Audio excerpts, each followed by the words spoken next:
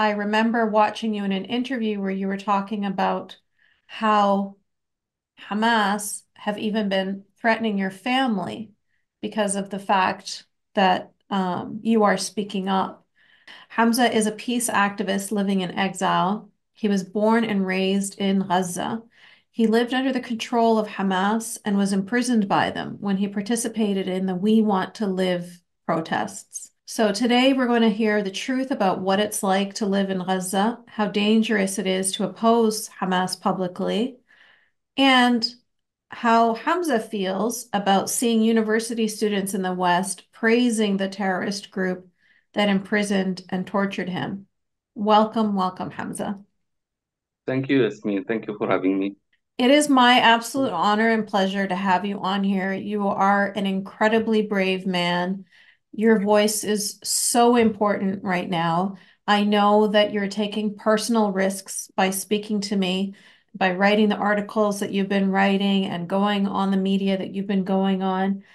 I think that, it's hard for people in the West to understand exactly how big of a risk you're taking because they come from a completely different world. Like they don't understand what it's like for you, and I do. And so I really do appreciate you coming here and speaking to us. And I do want to speak a little bit about how grateful we should all feel that you're willing to put yourself out like this and have these conversations. My father was the first one who taught me about the Muslim Brotherhood ideology and how dangerous it could be, and to not be fooled by their slogans and their propaganda they produce almost everywhere in Gaza. So he was the first teacher. And my first school in Gaza was Dar al Arqam School. Dar al Arqam School is located near the Israeli border. So that's the road to the school that I can never forget. Taking the road to the school, seeing Hamas's masked men all the way, their checkpoints, their training camps, their slogans, almost everywhere. Wow. And in 2008, when the war started against Gaza, I was taking an exam in the school, and I remember when I saw the Israeli tanks coming towards Gaza, everyone panicked and running for their lives, and I was like totally lost. I didn't know where to go. And a couple of years later, my father understood that it's dangerous for me to be in a school close to the Israeli border. So I moved to UNRWA school for 3 years.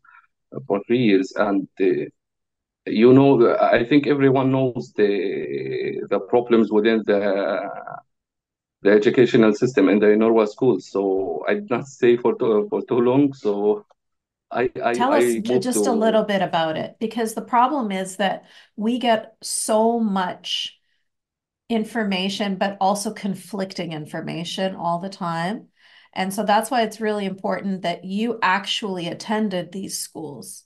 And so just tell us Yeah. a little bit about what it truly was like.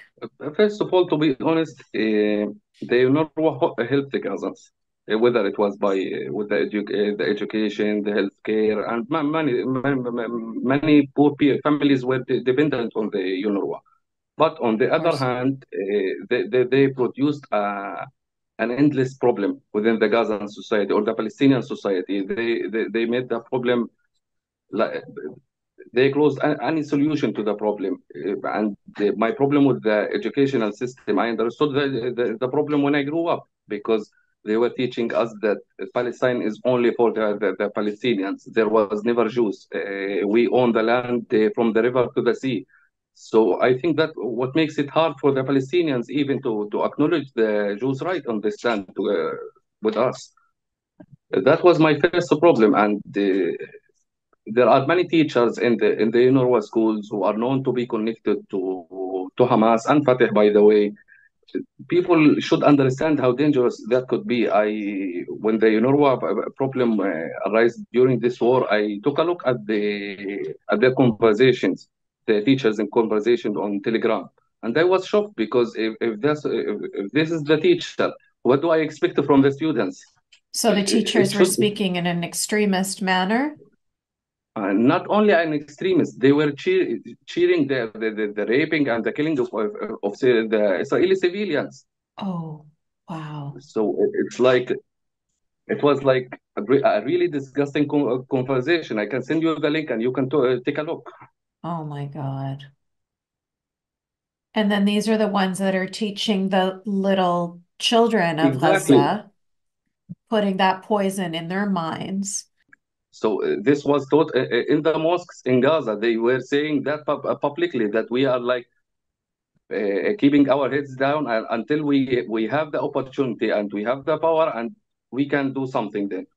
So it's part of the ideology and they recognize it. Yeah. So Yeah, it is. yeah, after I finished my school, unfortunately there is no much universities in Gaza. We are talking about three universities. So I went to the Islamic University of Gaza, or as I and many Gazans prefer to name it, the Hamas's biggest stronghold in Gaza because Oh, it's run and directed by Hamas. Their leaders, their members study there, and there they teach to hate not only the Jews or the Israelis, to hate the Christians, even to hate the secular Muslims. It was like a nightmare for me for 4 years to study there and to keep my head down. And until I managed and I graduated from the university, but I thought it would be like a better life after the university, but in fact it was worse. tell me how it was worse. When I graduated from the university, I thought I was good at my field. I was the third at my college, so I thought that I would have a job, a good life to start building my future. I started applying for many jobs, but every single time I apply for a job in the public sector, I pass the interview, I pass the exam, and I get rejected every single time. And they do not hire anyone in the public sector jobs other than Hamas's members. So I was trapped. I want to work, but I can't find a job. This is a And very important point. Thank you for bringing this up, Hamza, because this is the same thing that the Taliban do in Afghanistan too, where they make it so difficult. Like the unemployment rate in Gaza is so astronomically high, right? But like you said, the Hamas members, they're driving nice cars, they're living in nice apartments, they're living their life comfortably.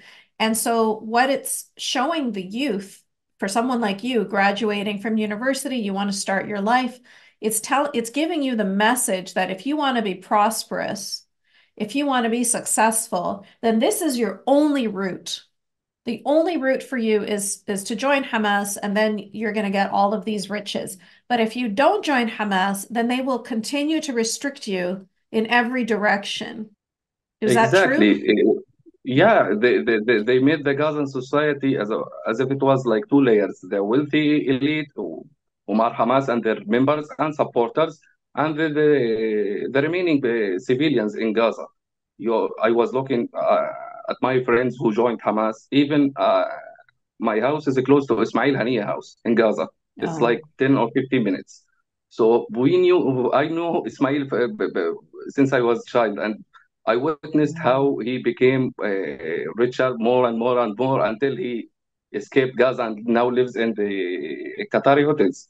I also witnessed that many of my friends who joined Hamas starting having cars, apartments, getting married, and I was like doing nothing. So And and from here, we want to live protest. yes, The idea started here. yeah, Yeah, and yeah. Tell us about that. in 2019, the economical conditions of Gaza were like disastrous. People were upset of the conditions, so we started this idea to start a movement for the people. It's not connected to any political movement in Palestine. We did not even hire a leaders or point a leaders for this movement. And we started in 2019 demanding better living conditions, more jobs, and reconciliation between Hamas and Fatah. And Hmm. unfortunately, Hamas responded by sending their militias to us, beating everyone they managed to. So they arrested as much as they could. and everyone was scared because they fired directly at us in the protest. So it disappeared from the streets in a minute, and the leaders and the known members were all arrested, and I was one of them in 2019. Oh, So I was arrested for 3 weeks the first time, and oh, yeah, my family managed to pay a bribe for Hamas's officials. We paid like $3,000 to get me out of the jail. I managed to get out of the jail, but many couldn't. that's a And lot of money. 3,000 yeah, US people, dollars for people in Gaza, like that's almost impossible. yeah, you are talking about a monthly salary of $400. So it was like a big money in Gaza. And many of those who went out of the jail, starting leaving Gaza, they never looked back because they lost the hope of making anything new of this condition to find a solution to our problems.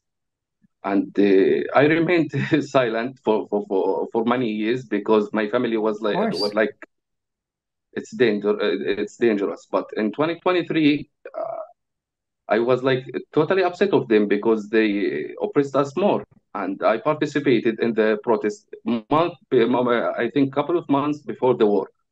Yeah. You see, so we protested again, went to the streets, and they were more brutal this time. And many of those who were known to participate in the previous protest were like tortured for months. And again, and I was arrested on June. So Oh my my family God. went to collect money to pay the bribe again. And when they paid the bribe, they told me that either you should be silent or you should leave Gaza because it's not safe for anyone to criticize Hamas. Even I remember once time I wrote a post on Facebook. 1 hour after I wrote the post, the calls started. If you did not delete the post, you will be arrested. Oh my God. I did not say anything bad about them. I was just criticizing a policy. They imposed an extra tariffs on something imported from the Egyptian side, and I wrote a post about it. That was the only case, and they called you should delete the post or you will be arrested. Wow. So many things that you've described here are very similar to the Islamic regime of Iran. They do a lot, they use a lot of these similar tactics. Oh my God, Hamza, this is it's just, this is speaking from a woman who's had her own life traumas. Like I'm having trouble keeping it together because I'm terrified for you. I'm really, really grateful that you're sharing this with us now. Exactly. Even if you don't criticize Hamas, that's not enough. You should be either a member or a supporter to get a job and better life in Gaza. And I did not want to join these movements. I wanted to have a normal life like everyone, Yeah, but of course. it wasn't enough for them. I'm really grateful that you were able to get out. I can just imagine a lot of people in your position who are not maybe as strong in conviction would just join Hamas because it's like the only solution. Yeah, unfortunately, many people felt in Hamas's traps, but personally, I believe that my family helped me, and I had like a specific experience because somehow I was radical, but thankfully I'm not anymore. But it's hard for any Gazan to avoid Hamas in Gaza. When you grow Yeah, up seeing their propaganda from kindergarten and until you die, so it's like really hard. And the problem with Gaza is like you feel like you are culturally isolated from the outside world. You know nothing yeah, other than Gaza. And that's what the Westerns don't understand about Gaza. We don't know your culture, your principles, even we don't know the human rights. It was like a dream yeah. for the Gazans. We never saw that. Yeah. If Israel does something, when Israel does something in Gaza, it's all over, splashed all over the front pages of everywhere. So it's very clear that the motivation isn't that you necessarily care about the people of Gaza. No, you care to point a finger at Israel. You know what I mean? That's what you care about. You care about saying, look at the bad Jews. But the Gazan people have been screaming under this terrorist regime for all of these years.